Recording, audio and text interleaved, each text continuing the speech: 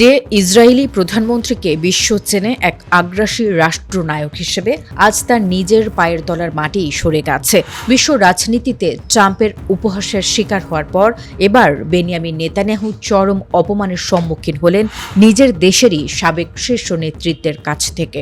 দুর্নীতি, ক্ষমতার নির্লজ্জ অপব্যবহার এবং নিজের অপকর্ম ঢাকতে দেশের বিচার বিভাগকে ধ্বংস করার যে খেলায় তিনি মেতেছেন তা এবার তার নিজের দিকেই ধেয়ে আসছে।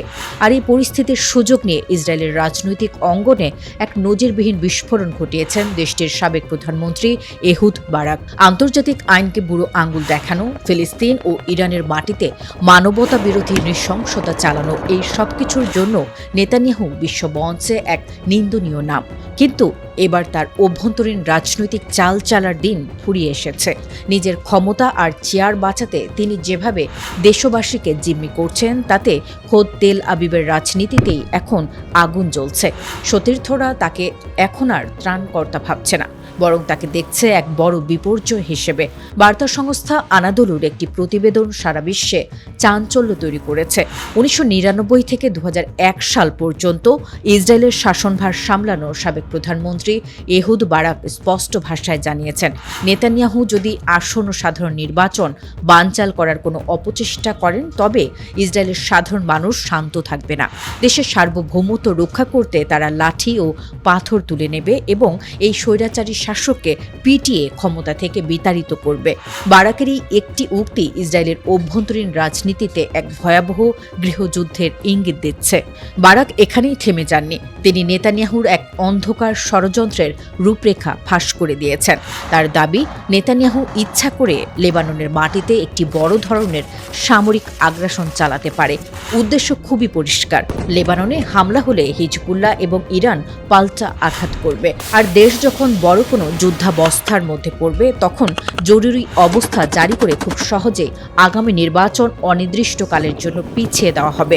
নেতানিয়াহু এই অন্তহীন যুদ্ধটাই চান, কারণ তিনি খুব ভালো করেই জানেন যুদ্ধ যেদিন থামবে সেদিনই তার বিরুদ্ধে চলমান দুর্নীতির বিচার প্রক্রিয়া রকেটের গতিতে এগিয়ে যাবে এবং তার চূড়ান্ত গন্তব্য হবে কারাগার।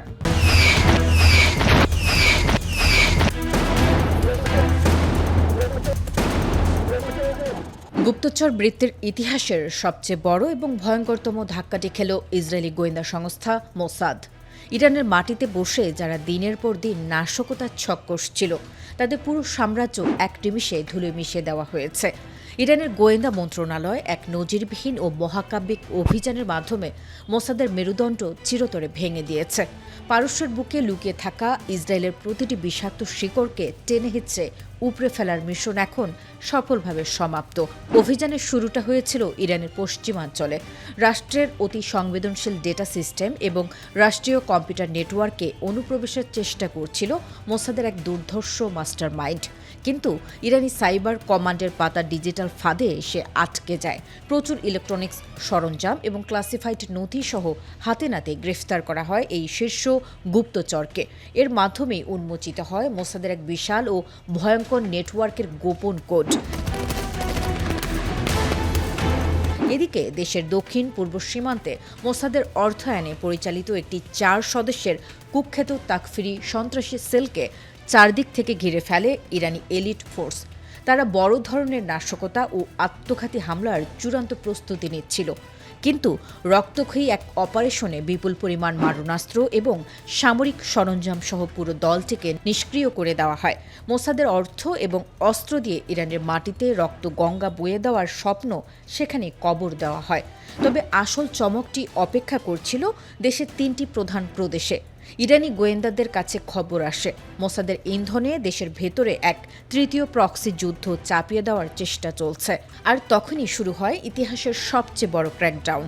3 প্রদেশ থেকে একযোগে মোসাদের মাঠ পর্যায়ের 126 জন দুর্ধর্ষ এজেন্ট এবং উস্কানিদাতাকে গ্রেফতার করা হয়। এদের প্রত্যেকেই ছিল মোসাদের বিশেষ ট্রেন্ড এবং অপরাধ জগতের চাবিকাঠি।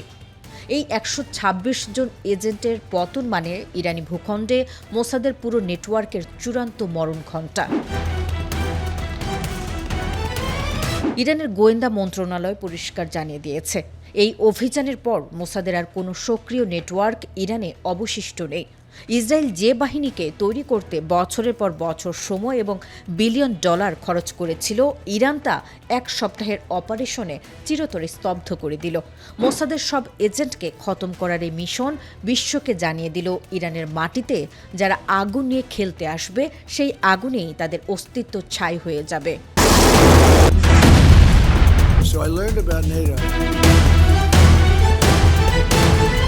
বিশ্ব রাজনীতির তাসের ঘরটা অবশেষে ভেঙে পড়ল। যে ইরানকে দুনিয়া থেকে বিচ্ছিন্ন করতে বছরের পর বছর ধরে নিষেধাজ্ঞা, অর্থনৈতিক অবরোধ আর সামরিক আগ্রাসনের ভয় দেখানো হয়েছিল, আজ সেই ইরানের সামনে নতজানু হতে বাধ্য হল গোটা পশ্চিমা বিশ্ব। গতকাল সোমবার আন্তর্জাতিক সম্পর্কের সমীকরণটা রাতারাতি বদলে গেছে।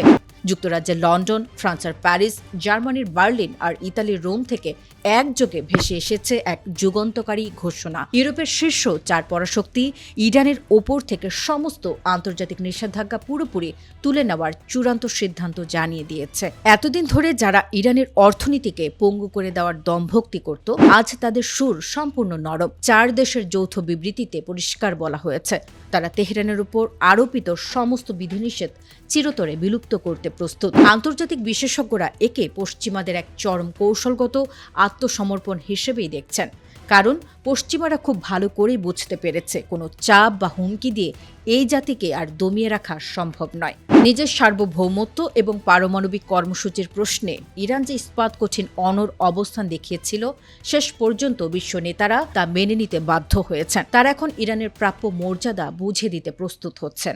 এই একটিমাত্র সমঝোতা পুরো পৃথিবীর অর্থনীতি ও নিরাপত্তায় এক বিশাল প্রভাব ফেলেছে। জাপানের প্রধানমন্ত্রী সানাই তাকাইচি এই ঐতিহাসিক পদক্ষেপকে স্বাগত জানিয়ে স্পষ্ট করেছেন যে এর ফলে হরমুজ প্রণালীতে অবাধ ও নিরাপদ নৌ চলাচল নিশ্চিত হবে। টোকিওর এই বক্তব্য পরোক্ষভাবে স্বীকার করে নেয় যে এই গুরুত্বপূর্ণ সমুদ্র পথের মূল চাবিকাঠি আসলে ইরানের হাতেই রয়েছে। অন্যদিকে তুরস্কের প্রেসিডেন্ট রিসেপ তাইয়েব এরদোয়ান একে গোটা বিশ্বের জন্য একটি দীর্ঘ প্রতীক্ষিত সুসংবাদ বলে উল্লেখ করেছেন। তবে একই সাথে তিনি এই অঞ্চলের শান্তি বিনষ্টকারী যে কোনো ধরনের উস্কানিমূলক কর্মকাণ্ডের বিরুদ্ধে সবাইকে সতর্ক থাকার আহ্বান জানান। জাতিসংঘের মহাসচিব আন্তোনিও গুতেরেসও এই চুক্তি এবং স্থায়ী যুদ্ধবিরতিকে মধ্যপ্রাচ্যের সংকট কাটানোর সবচেয়ে বড় মাইলফলক হিসেবে সাধুবাদ জানিয়েছেন। মার্কিন এবং ইসরায়েলি কূটনীতির সমস্ত নোংরা জাল ছিন্ন করে এই মহাকাব্যিক চুক্তির পেছনে পর্দার আড়ালে নায়ক হিসেবে কাজ করেছে কাতার এবং পাকিস্তান। চুক্তি সম্পন্ন হওয়ার পরপরই কাতারের প্রধানমন্ত্রী শেখ মোহাম্মদ বিন আব্দুর রহমান আল থানি সামাজিক যোগাযোগ মাধ্যমে পাকিস্তানের প্রতি তার আন্তরিক কৃতজ্ঞতা প্রকাশ করেছেন। কাতার ও পাকিস্তানের এই যৌথ ম্যাজিক প্রমাণ করে দিল মুসলিম বিশ্বের নতুন চাল এখন আর ওয়াশিংটন বা তেল আবিবের ইশারায় নিয়ন্ত্রিত হয় না। ডোনাল্ড ট্রাম্পের মতো নেতারা যারা সব সময় ইরানের বিরুদ্ধে যুদ্ধের দামামা বাজিয়ে রাজনৈতিক ফায়দা লুটতে চেয়েছিল, এই চুক্তি তাদের অহংকারী নীতির গালে এক বিরাট চড় মেরেছে।